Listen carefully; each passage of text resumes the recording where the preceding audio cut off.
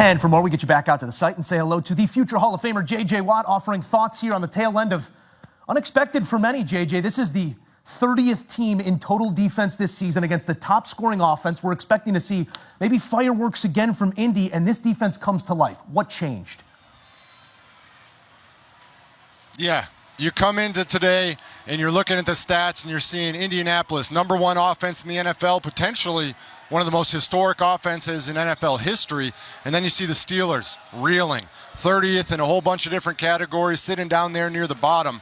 And the entire script was flipped today. The Steelers, 6 takeaways, complete story of the day right there. They were just able to take the ball away on special teams, on defense, interceptions, sacks, fumbles.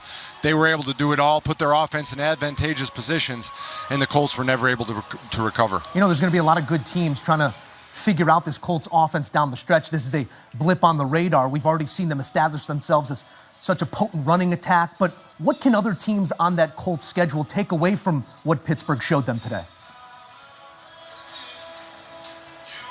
I mean, I think it's early success. The Colts started the game with a touchdown on their first drive, which was huge. But then after that was when all the chaos started to happen. They had the muff punt, they get the interception, or the TJ Watt forced fumble recovery, and things just started to kind of go backwards. And they're used to being so efficient. They're used to moving the ball down the field with such ease.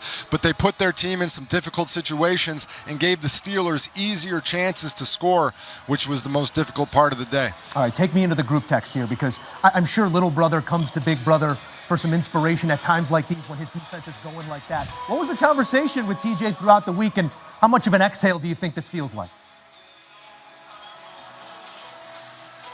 Yeah, I mean, I think it's a big exhale for this defense. I mean, those guys in that locker room know. They see the stats. They know the numbers. They know that they've been playing extremely poorly. So to go out there today and put on a performance like that in front of that 2005 Super Bowl team, it just kind of immediately reminded everybody what that Steelers standard is supposed to be like.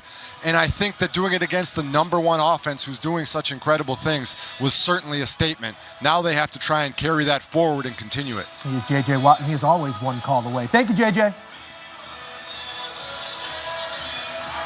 Thank you. Have a great one. Big time stuff from our guy and big time stuff from the Steelers. You know where to start each and every Sunday. That's with our team.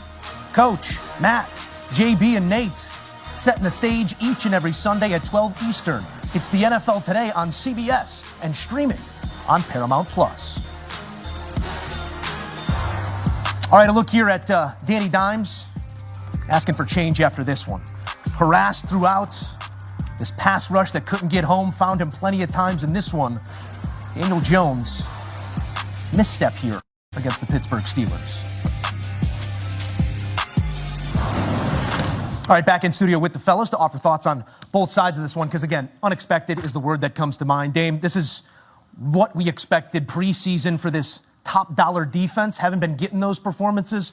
Where did you see the difference week over week, where they just came to life? They were around the ball. They were taking it away. What was the difference? You know, today it just looked like they took ownership over the fact that they were so poorly defensively, the fact that they hadn't executed, the fact that guys like Jalen Ramsey, TJ Watt, Cam Hayward, they hadn't made a real impact for this defense this year. What happens when you take ownership? You fix the problem. And they did that today. The 6 turnovers, we can't go without talking about that. But let me tell you something that's really important that lies between the lines of that 6 turnover performance. What does it do? It takes Jonathan Taylor out of the football game. The league's MVP up until today, they completely eliminated him because they made the Colts play from behind. That's why he ended up with 14 carries for 45 yards. That's not good enough. As good as Daniel Jones has been, as good as this Indianapolis Colts offense has been, the show runs through Jonathan Taylor. It always has, and it always will. They weren't able to get him going today. It was because of the poor play of Daniel Jones and obviously the turnovers. And everything that this offense wants to do, everything they've been able to do over this first half of the season, it starts with complementary football, right? You just hit it.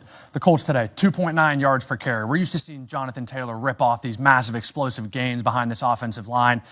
When you have 6 turnovers in a game, it's just really, really hard to get any flow, any momentum, any type of consistency going with inside your offense. And you give an offense like the Steelers 6 extra possessions at home in Pittsburgh, they're going to make you pay. The rhetoric around this football team, the Pittsburgh Steelers that is, was very negative this week and in the past couple weeks with good reason. This is a Mel B game. This is an are you for real? And they show a little bit of realness in this one. What do you take away from Pittsburgh's performance? And I think you alluded to this earlier, Joe, that this is the highest priced defense for a reason. We finally saw it. Many times this season, we have not seen it. We need to see it more. They paid both for games like this and also consistency.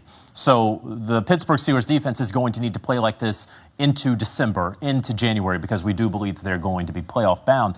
This is a group that also did not tackle well last week. You know, there was a lot of talk about whether they should change the defensive play call or if the scheme is right. They weren't tackling last week. So that was really the issue. That's nothing that any defensive coordinator is necessarily going to help you out with once you get to the middle part of the season. So that's what I saw from this defense. It was exactly what we expected it to be. In August, they have shown it a couple of times. Now we need to see it more consistently. Lastly, I would say on offense, look for the Pittsburgh Steelers to attempt to try their best to add another wide receiver before the Tuesday at 4 p.m. Eastern trade deadline. I could see a Jacoby Myers. I could see a Rashid Shaheed, someone like that. I believe the Pittsburgh Steelers are going to try to be aggressive to add another receiver because they know, they understand this window they're in right now. A necessary rebuttal after what we saw on Thursday night as those Baltimore Ravens give chase a massive victory. And we're going to go head-to-head the whole rest of the way to see who takes the Steelers Nation, buckle in. What we just witnessed in Pittsburgh was the kind of win you feel in the bones. The kind that changes momentum, reminds us of what this team can be, and reignites hope in the black and gold.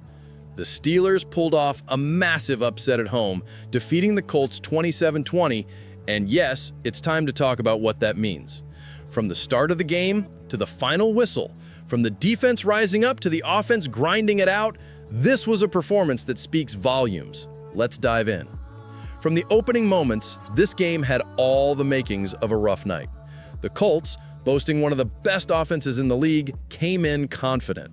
Their quarterback, Daniel Jones, tracked back into the pocket and found his receivers for big gains early, moving with rhythm and purpose.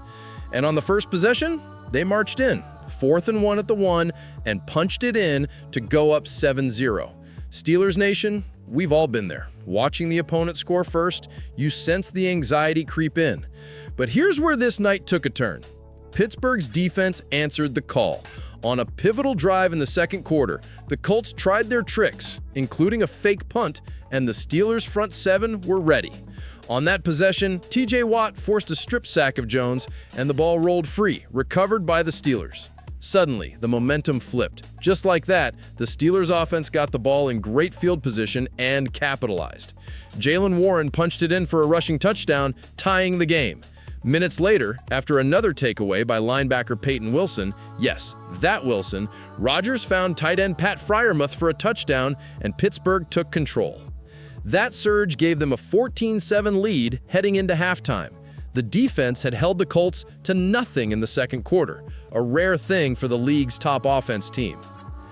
Now let's talk resilience. The Colts didn't just roll over. They tried to storm back, but every time they gained a little ground, Pittsburgh answered. Alex Highsmith torched Jones with another strip sack, rookie Jack Sawyer recovered the fumble, and the Steelers turned that again into points via a Chris Boswell field goal. That sequence? That's the kind of win maker you build careers on. A defense not just making stops, but making game-changing plays. And that's exactly how you beat a team like the Colts, who were 7-1 going into this game. On the offensive side, Aaron Rodgers wasn't spectacular, but he was effective, and that's what matters when your defense is carrying you. He completed 25 of 35 passes for 203 yards and a touchdown. Not flashy, but clutch. And when the ball landed in the hands of players who knew what to do, Freiermuth in the red zone, Warren with 2 touchdowns on the ground, the Steelers' offense looked like it was in sync with the defense. The combined result? A win. A statement win. Let's pause and honor the defense because for long stretches, this unit was criticized, questioned, labeled as leaky and soft. Sunday night, they were dominant. 6 turnovers forced, 5 sacks. They hung with pressure, got hands in the passing lanes, and disrupted the rhythm of one of the NFL's best offensive units. Sometimes, Steelers Nation, the front page of the win belongs to the guys in the trenches, the edge rushers, the linebackers, the young corners who rose up under fire. That's the case tonight. And let's not ignore the context. This win snaps a 2-game losing streak and hits at a moment when the Steelers needed to prove they are still contenders. AFC North is no easy place. When you beat good teams at home like this, you send a message. The message? We're not done. We still have fight. We still believe. And right now, belief matters more than ever. Now, yes, there are things to clean up. Onside kicks aren't going to be highlights. Turnovers allowed in the fourth quarter aren't ideal. And Rodgers still needs to find consistency. But those are fixables. The core of what we saw, a defense waking up, an offense making enough plays, and a team executing when it mattered most. That's the foundation of a playoff team.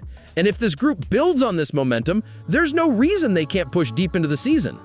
In conclusion, Steelers Nation, this victory matters. It matters because it came against a good opponent. It matters because it was sparked by defense. It matters because it came when the season teetered. And most of all, it matters because it reminds us why we wear the black and gold.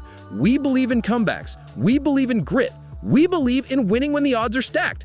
If we keep playing like that, if we keep that effort alive, if we trust this team, good things are ahead. So here's my call to action. Do you believe this Steelers team just turned a corner?